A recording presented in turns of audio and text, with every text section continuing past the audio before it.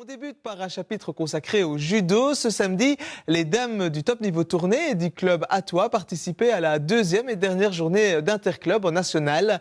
Lors de la première manche, Tournai avait tout gagné et Att tout perdu. On pouvait donc s'attendre à ce que les Tournaisiennes briguent une nouvelle fois le titre, mais malheureusement, elles ont échoué. Reportage Sarah Librecht et Philippe Andrier. C'est bien parce que ça a été, t'as pas... Survivre, voilà bien un verbe rarement utilisé par le judo top niveau. Mais ce samedi, il était de mise, car les Tournaisiennes ont dû disposer avec blessures et maladies. En évitant les blessures, les maladies et tout ce qui s'ensuit, vous allez me dire que les excuses sont faites pour s'en servir. On est largement capable de gagner ce championnat, j'en suis convaincu. Maintenant, ce n'est pas de la prétention, c'est une réalité.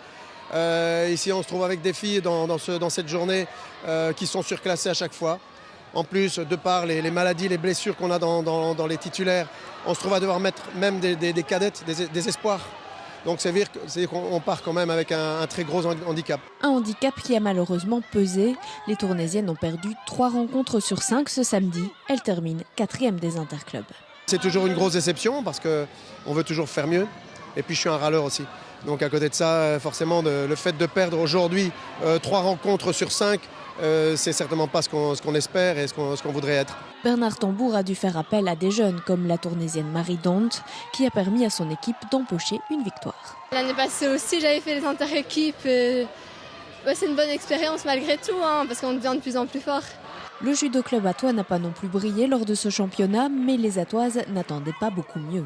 On n'a pas réussi à gagner nos rencontres, malgré que certaines de nos filles ont marqué des points. On a travaillé, mais bon, ce sera pour l'année prochaine. Vous vous attendiez à ce que ce soit difficile ? Oui, on est en division nationale quand même. Déjà l'année passée, on avait un grand niveau.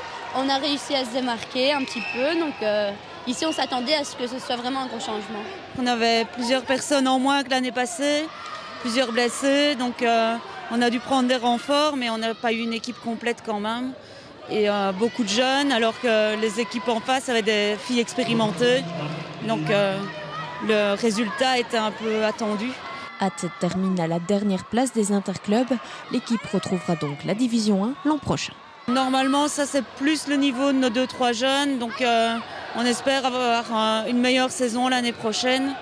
Et récupérer les blessés d'ici là, quoi. Du côté de Tournai, il faudra avaler la pilule, car cet échec laisse un goût amer.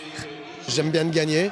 Et puis bon, quand ça ne se passe pas correctement, peut-être la petite cerise sur le gâteau, c'est aussi côté l'arbitrage. Je trouve anormal quand même qu'on se trouve face à 4 équipes flamandes aujourd'hui et qu'à chaque fois ce soit 3 arbitres flamands. Je trouve que c'est pas logique. Maintenant, on en dira ce qu'on veut, mais il y a quand même malgré tout quelque part une certaine forme de favoritisme. Et dès lors, le résultat est là. En Division 4, après une interruption d'une saison, le Canido Erzo faisait son retour en alignant 2 équipes. L'une d'elles est devenue championne haut la main. Quant au Judo Club Chevrois, 5 ans après sa dernière participation en interclub, il a réalisé un parcours honorable. Bilan de ces 2 formations réalisé avec la complicité de Simon et Laurent Dubois. Super résultat, on a une équipe qui termine première en 4e division et la seconde équipe emporte la 7e place et de nombreux points de chiaille et beaucoup de victoires individuelles au total. Les points de chiaille, ce sont les points nécessaires avant de présenter une ceinture noire.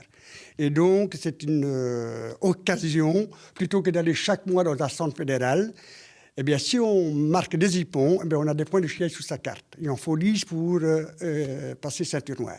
4 de nos judokas ont terminé leurs points, donc ce qui fait qu'il y aura 7 candidats donc dès le mois de mars pour candidat premier dan. L'équipe la plus forte ici montante aujourd'hui, elle va essayer d'aller le plus haut possible. Si on atteint déjà une des 2, ce serait parfait. Maintenant, le luxe de la D1, ce serait encore mieux. Puis un bel engouement, il paraît qu'il y a des cars qui sont partis jusque dans vos journées de compétition là-bas. Voilà, c'est ça. Le premier week-end, en fait, on est parti sur Herstal où on était une 30aine de personnes pour les 2 équipes. Et le deuxième week-end, la grande surprise pour Herstal, c'était un bus de 50 personnes pris avec supporters et les judokas. Et ici, le dernier week-end, on s'est payé le luxe de dormir tous ensemble sur Visé, dans un logement là tout près du dojo, où l'ambiance est de mise et la bonne humeur. L'objectif, c'était de ne pas être ridicule. Ça, c'était un premier objectif. Alors, la 6e place, c'est vrai qu'elle me satisfait. Mais je dirais que nous restons un peu sur notre faim, parce que 4e ou 5e, ça aurait mieux reflété la valeur des athlètes chevrois. Je vous dirais que les matchs que nous avons perdus contre les ténors, c'est toujours pas des victoires de 3-2. Vous l'avez entendu avec Bernard Tambour, et bien du côté Chevrolet, on se plaignait également un petit peu de l'arbitrage. Visiblement, certaines décisions n'ont pas toujours été heureuses et ont foncé quelques résultats selon Mario Di Loreto, que l'on écoute. Pratiquement chaque année, la Fédération internationale du judo change les règles. Évidemment, tout le monde doit s'adapter. Les compétiteurs d'abord, les entraîneurs et les arbitres. Et puis quand on leur fait part d'une erreur, ils disent « oui, mais on doit s'adapter ». On nous demande, nous, entraîneurs, de mettre nos athlètes au courant, les athlètes de les appliquer presque sur le coup, et puis eux, ils se lavent un peu les mains. Mais on ne va pas faire des polémiques, parce que pour moi, je pense qu'il y a un vrai débat au sujet de l'arbitrage. Vous savez, une compétition de judo, il faut des athlètes, il faut des entraîneurs, il faut des arbitres. Ils ne vont pas l'un sans l'autre. Et un arbitre, ça ne peut pas être un gendarme. Un arbitre doit être le premier pédagogue.